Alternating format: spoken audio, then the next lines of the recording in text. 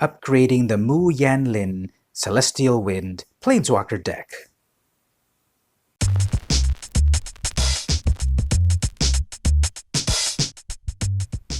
Hey everyone, it's VM Campos, Magic fan.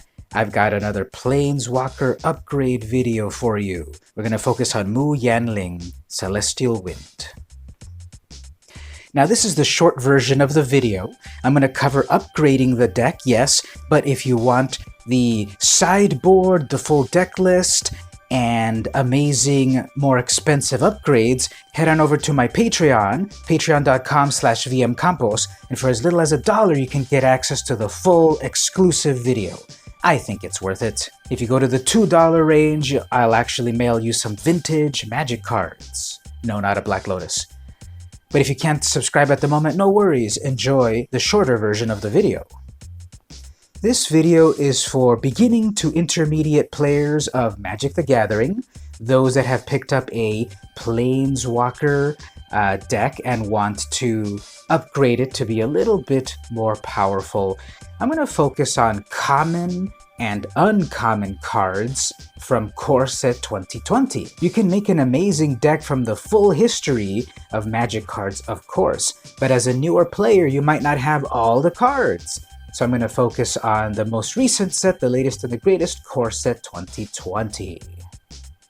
The crown jewel of the deck is this Planeswalker, Mu Yanling Celestial Wind. She's a 6 casting cost Planeswalker, comes with 5 loyalty counters, +1 until your next turn. Up to 1 target creature gets -5/-0, so it'll weaken one of your opponent's creatures for a turn. -3, return up to 2 target creatures to their owner's hands. So if 2 of their creatures are annoying you, send it back to their hand. And -7, creatures you control with flying get +5/+5 until end of turn. So if you can get her to that -7, your flying creatures will be amazing. This deck is going to focus a lot on flying creatures, and the basic build has a good amount of flying creatures. But let's talk about upgrading it to really make this deck fly, pun intended. Okay, the main concept of the deck is the Warden of FO's Isle. There's 3 of them in the deck. This is a 3 casting cost bird wizard, 2/2, flying. Creature spells with flying you cast cost 1 less. Okay, so we're gonna have a lot of flyers in this deck, and if we can get them out cheaper, that's great. So I'm gonna put a whole playset of 4 of this particular card because I'm going to remove one of the Brineborn Cutthroats. I want the full playset of 4 so that I can get this card a lot easier. I want to decrease the casting costs of my flying creatures, so full playset of 4. The deck already comes with 3 Cloudkin Seers, but again, I want a full playset of these flying creatures, so another Brineborn Cutthroat leaves the party. And now that we've got 4 of these Cloudkins, for 3 casting cost, actually for 2 casting cost, if you've got your Warden out, you'll get a 2/1 that also brings you a card. Card advantage is very important. You want more cards than your opponent as often as you can. So if you've got 4 of these, it will help you get more cards faster than your opponent, plus you've got flyers.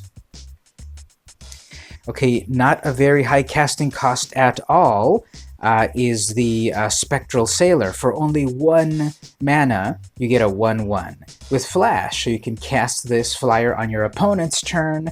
Back to your turn, it's ready to attack. Or eventually you pay 4 and you draw a card as many times as you want if you've got the mana for it. Again, I want a full playset, so I want 4 of those, and that means I'll take out the Frostlinks. Not a flyer, so get out of here. Although, fun fact, this is the only blue cat that exists in the world of Magic. So we want a full playset of the Spectral Sailor, easy to cast, maybe on even turn 1, and then you're able to draw more cards as the game goes later. The deck comes with 2 really big flyers. The classic Air Elemental, which has been in Magic for 25 years. This is 5 mana to get a 4/4 flyer. So a really big flyer, really a big terror in the sky, 5 mana. But once again, the sooner you get out your Warden, then this is only a 4 casting cost 4/4. Amazing. And so what I want is to have, again, I want to rule the skies. So I'm going to have 4 of them. It came with 2, I want 4. That means I'll remove 1 more Brineborn Cutthroat and 1 more Frost Lynx so I can get the full playset. And with our Warden's synergy, it should come out faster. And a 4/4 flyer versus your opponent, they're going to be quaking in their boots. The deck comes with 1 rare Dungeon Geists. If you can get more of these are good as well. For 4 mana, you get a 3/3 flyer. But when it enters the battlefield, tap target creature an opponent controls. That creature does not untap during their upkeep for as long as you control Dungeon Geists. So this creature comes in, locks down your opponent's creature, and it doesn't untap until this leaves the field. So there's only 1 of them. If you can get more, that might be useful. The deck also comes with 1 Riddle Master Sphinx. Now this is one of the exclusive cards, number 317 out of 280. Anything past 280 is exclusive and is actually a little harder to get. You can get these if you have access to these welcome decks. These welcome decks are a lower level than the Planeswalker deck. So Planeswalker decks are a higher step up for beginner players. Welcome decks are very simple. But they do have more of these Riddle Master Sphinx if you want to get more of these. For 6 casting costs, you get a 5/5 flyer. And when it enters the battlefield, you may return target creature and opponent controls to their hand. They have a big old creature, you summon your big old creature, return it back to their hand. So then you've got a 5/5 flyer. Now with a trick that I'll talk about later, this card will work even better. So we'll get back to that. But we've got 1 of them in the deck, we'll keep that 1. What's exclusive also is Yanling's Harbinger. There's a 5 casting cost 2/4. Once you summon it, then you can go search your library for Yanling herself and put her into your hand ready to summon right away. So we'll keep both of these, 2/4 flyer. We've got 3 Waterkin Shaman, but I will only keep 2. For 2 casting costs, you get a 2/1, and whenever a flying creature enters the battlefield, this gets +1/+1 until end of turn. So it can become a 3/2 whenever you summon a flying creature. Imagine you've got this out, and then you start summoning your 1 casting cost sailors. What about if you were able to summon 2 of them? +2/+2, this is a 4/3 thanks to your flyers. But I'm only keeping 2, because what I want to do is take 1 out, so that I can instead start to add some Fairy Miscreants. And these Fairy Miscreants are also going to replace the Winged Words.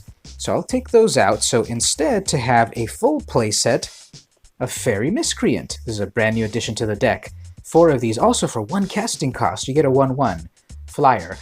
When Fairy Miscreant enters the battlefield, if you control another creature named Fairy Miscreant, draw a card. So if you already got 1 summoned out on turn 1, then on turn 2 you summon your second one, this draws you a card. And the more of these that are out there, the more cards that you get. So if you already have 3 on the battlefield, you'll be able to draw another card when you bring more of them out. So I'm adding these and taking out the Winged Words and 1 of the Waterkin Shaman.